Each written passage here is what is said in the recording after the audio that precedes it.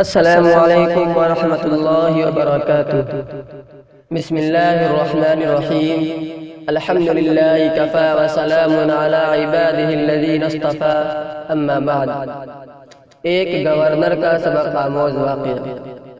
سامعین، گورنر نجم الدین ایوب کافی عمر ہونے تک شادی سے انکار کرتا رہا۔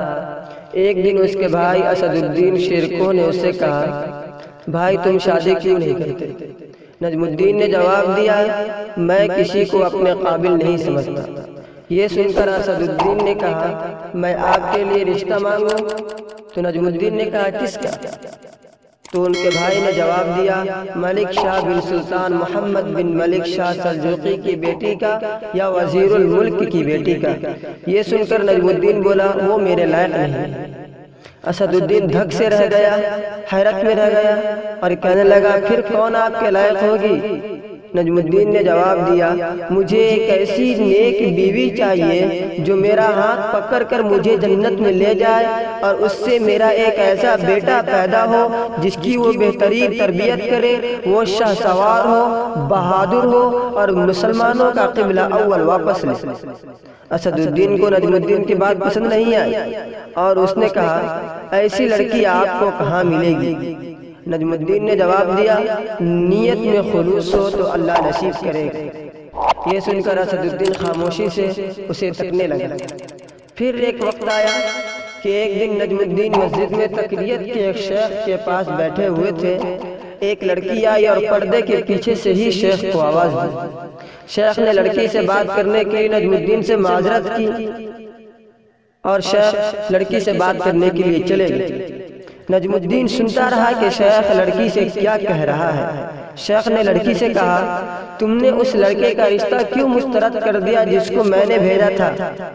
تو لڑکی جواب دی، اے ہمارے شیخ اور مفتی، وہ لڑکا واقعی بہت خوبصورت تھا اور بہت رتبے والا تھا مگر میرے لائق نہیں تھا۔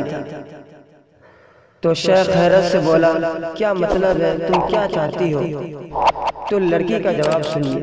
لڑکی نے کیا جواب دیا؟ لڑکی کہنے لگی، شیخ مجھے ایک ایسا لڑکا چاہیے جو میرا ہاتھ پکڑ کر مجھے جنت میں لے جائے اور اس سے مجھے اللہ ایک ایسا بیٹا دے جو شاہ سوار ہو اور مسلمانوں کا قبلہ اول واپس لے۔